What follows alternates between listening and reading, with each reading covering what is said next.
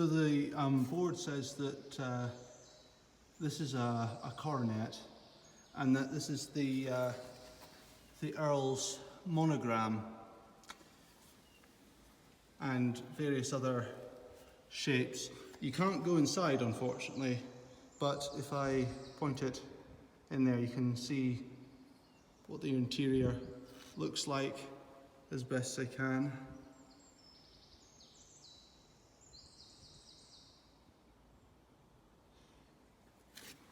So on this side, this is a tomb of somebody called Provo Douglas. Some people used to say that it was of Robert the Bruce, the guy who carried on fighting for Scottish freedom after William Wallace died, and then went on to take the throne. But this is not him. This is somebody called Provo Douglas of Banff. And you can see just how intricate the stonework is. I don't know what this means, but you get the idea.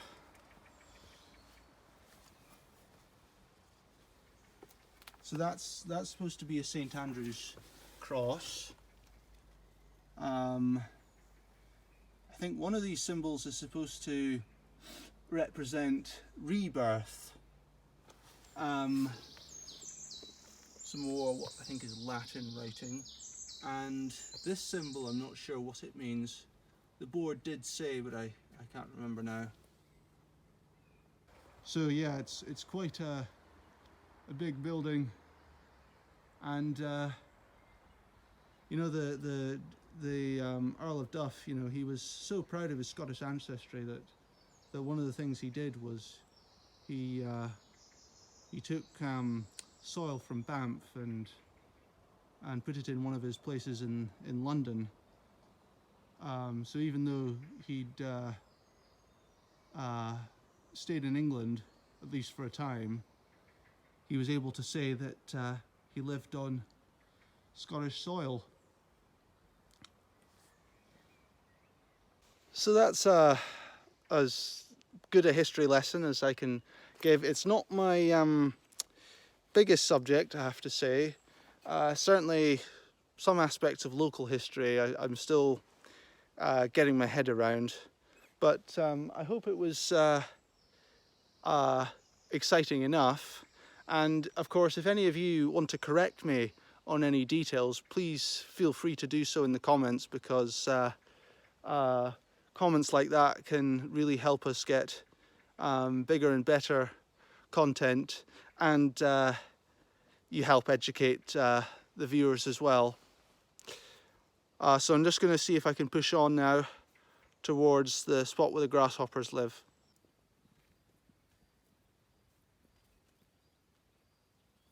Some kind of grasshopper.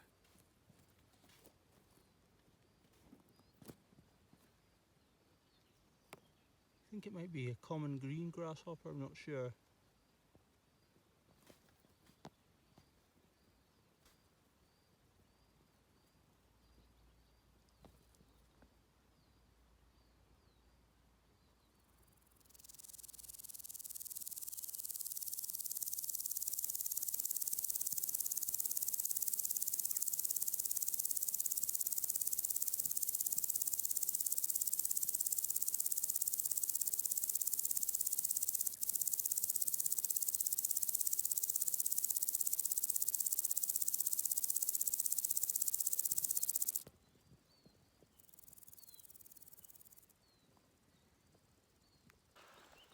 Hi guys, this is your naturalist Harris Brooker here, and this evening I'm out of my local backyard and into a local area of woodland known as the Duff House grounds. Now, in this meadow behind me there's actually lots in the way of grasshoppers, and I was able to creep up on one. Let's see if I can creep up on another one to show you. I think they might be common green grasshoppers. We're going to try and see if we can get more in the way of birds today. And yeah, let's just see how it goes. I'm actually quite excited as to what we might uncover today. This is the River Deveron, my local river that not too far from here, spills out into the sea, into the Banff estuary, and it's a lovely day here. Not so many birds showing at the moment, but in the meantime I can show you some other things like this is called Russian comfrey, another quite good plant for the bees. Has these nice purple flowers, and comfrey is also used to stitch broken bones together, or at least the leaves are. Just seen a heron. Bear with me a second. Well, the heron flew away, unfortunately, so I couldn't get onto it. But I'll just show you some more things. So here we have the leaves of broadleaf dock, like I was showing you in the garden in my earlier video. We have more bees. I'm not entirely sure what these are. Nearly got too close there. Again, this is called false oat grass, and it's another quite common one. Note the awns on this one. They rise about 3/4 of the way along the length of the spikelet, and yeah, it grows quite tall. It's almost like a bamboo in its own right. Seems to like these overgrown areas. We have creeping buttercup as well, more cleavers, just like we saw in the garden really. In the meantime, however, I could show you some more plants. We have cocksfoot, of course, which you may remember from previous video. If I hold it there, I bet that's better. Cocksfoot, of course. There's also butterbur. I believe this might be white butterbur. I think it's finished flowering now, but it still leaves the leaves behind. They're nice, like heart-shaped, with rather jagged edges. We also have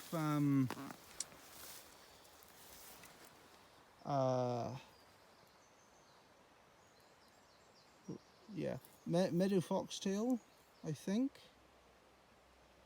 Yeah, meadow foxtail. And other things like black bent, which also has I don't know why they call it black bent, because its spikelets are reddish purple, and its ligule is quite long. I don't know how am I showing that.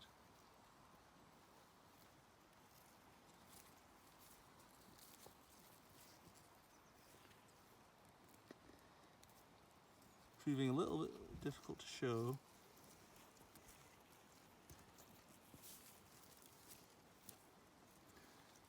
Turn it upright.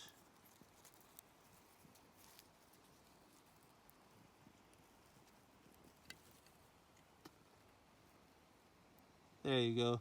It's black bent often has quite a long ligule on the leaf sheath, which is another good clue. It's quite nice though, black bent. It seems to be quite common. We also have what I believe is common sorrel. Another member of the Polygynnaceae family, is related to the knotweeds.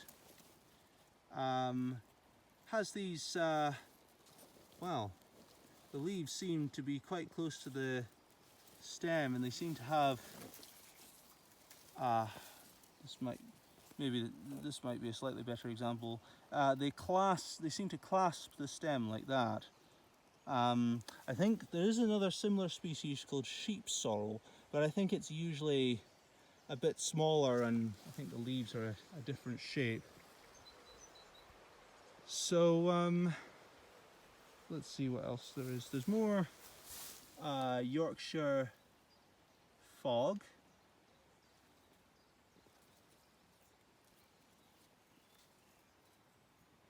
More Yorkshire fog. And then we've got, this is an alder tree.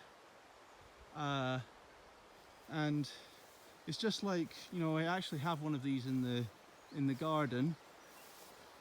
And if I zoom in, you can just make out the little cones that it produces its seeds in, and birds quite like to get those, these little brown structures near the leaves.